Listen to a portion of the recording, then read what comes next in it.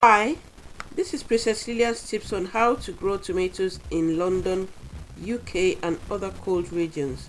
Welcome to my garden. Tomatoes are adapted to warm climates.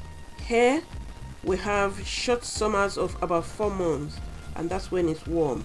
But we still want to grow our own once in a while. Let's start with this seedling, 6 to 8 weeks old, in late April.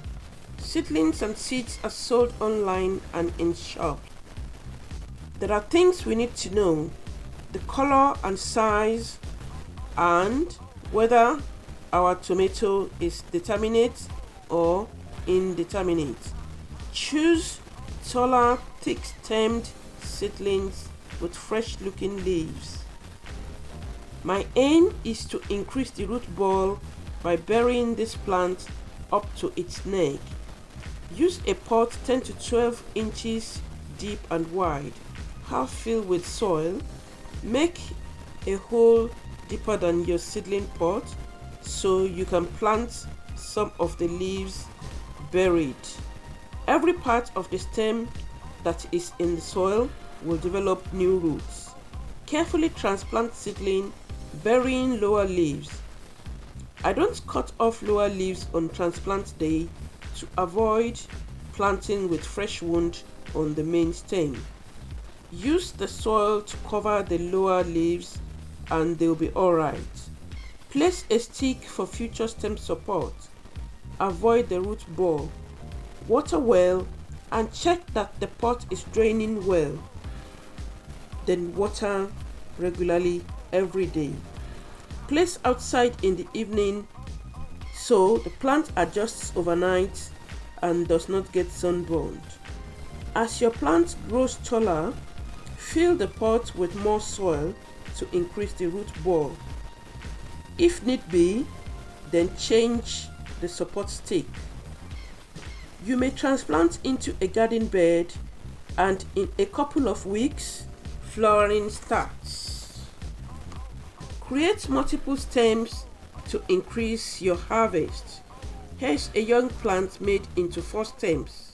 Look out for pollination. Flower petals will be limp, and if there is failed pollination, the flowers will break off and you see flowers scattered all over your bed. The 4 stems are all rooted and will increase this tomato yield. Check for bees and other insect pollinators. Tomatoes are also wind pollinated, so shake the plants. Ensure all stems are firmly supported as the fruit size is encouraged. The tomatoes grow big and soon start blushing. Help your fruits to ripen fast at this stage. Check my video on ripening tomatoes.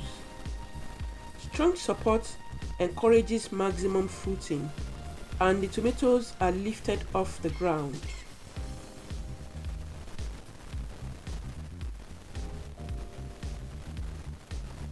Harvest tomatoes one by one or in bunches, but carefully not to damage the stems. See, this bunch of fruits, that support is needed. Even while I was tugging at it, every stem remained unbroken. The tomatoes are sun ripened red tomatoes. Now, the thing with harvesting bunches is that there will be some smaller ones, and though they will ripen indoors, they will not grow bigger. The best tomatoes are harvested red.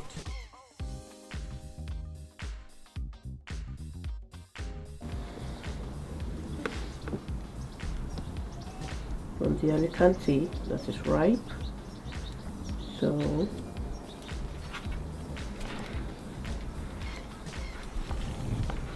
you can harvest this.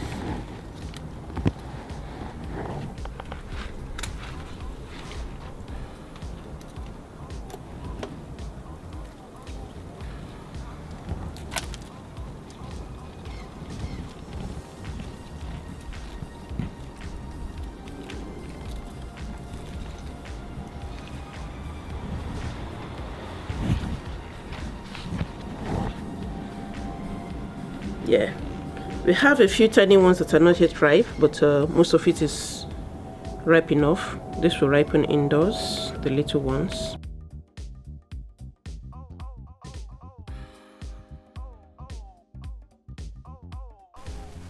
Look at this.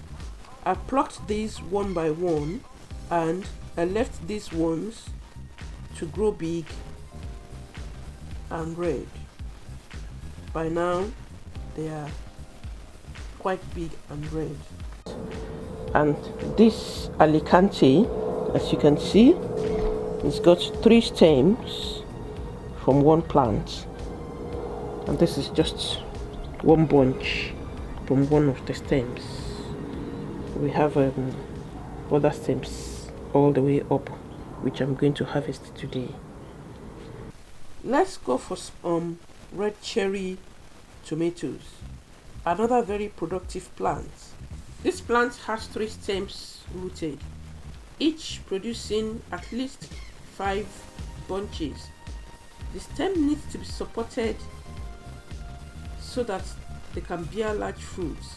I cannot overstress the need for support in a tomato garden. Sticks or cages or cords. I use sticks and cords, and sometimes clothes pegs. You can see the tomatoes safely fruiting away. I've taken suckers off these plants to grow in my other bed. This is to extend my harvest. I want to highlight the impact of having multiple stems rooted on the increased productivity of a tomato plant. It's quite like having 3 separate plants. However, 3 separate plants growing in such close proximity do not perform so well. There will be hindrances and there will be competition for resources, no matter how much the resources are available. This tomato plant is loaded because it is still one single plant with no competitor or hindrances. Now, let's take a look all the way up. The best thing is to top this after 5 trussels because it has 3 separate stems to allow the little fruits grow big and ripen before our 4 months is over, when our summer is over. You can see these tomatoes ripening. We take them off and this one will get a chance to get bigger and ripen. There's another trussel up there and it will also get a chance to get bigger. That's because I have already topped this plant. Now you see, from just this one single plant, I'm showing you the 3 stems and they're all rooted, producing such large tomatoes. This is a good advantage for somebody living in a place where we have such short summer. This is a sun gold tomato. The stems are mature and you can see 4 stems rooted from the same plant. There's no competition either, and so you can see fruiting on the stems. It's fruiting vigorously. See, there's just one yellow plant in there and you can see a lot of yellow fruits all from that one plant. That's the advantage of having multiple stems rooted. They do not have competition, I would say once again, and they are able to grow to the best of their ability. The thing with these cherry tomatoes is it grows, and it's only when the weather changes that it stops. That's what we call an indeterminate tomato. The tomatoes are so productive that just 4 plants can make a garden, because you can have 3-4 stems on each plant, and you can also take suckers at the beginning of the season and plant it in your stagger bed. That's another bed that you have, and they will also produce about 2 or 3 trussels before the season is over. We are at the height of the summer right now, and there's so much ripe tomatoes here.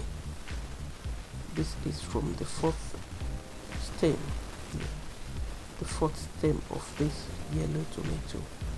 So I'm just trying to show you how much we can get from just one little box if we decide to grow the tomatoes in the short 4 months that we have before the summer is over.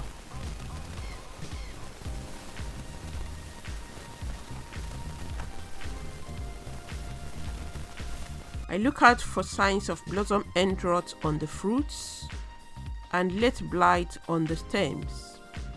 Late blight appears as black patches on the stems, and this soon spreads to leaves. Late blight can actually destroy a garden. If you notice it early, you need to get rid of the stem. It's a fungal infection. You would also notice stems breaking, but fortunately I've taken suckers off these plants and they are growing in my other bed after the strawberries have been over. These are plants grown from suckers.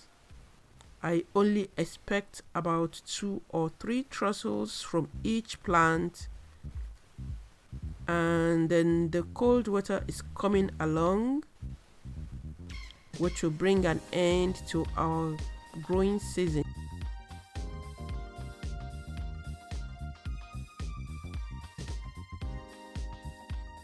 Every year I aim to get my plants to flowering stage as early as possible in the summer.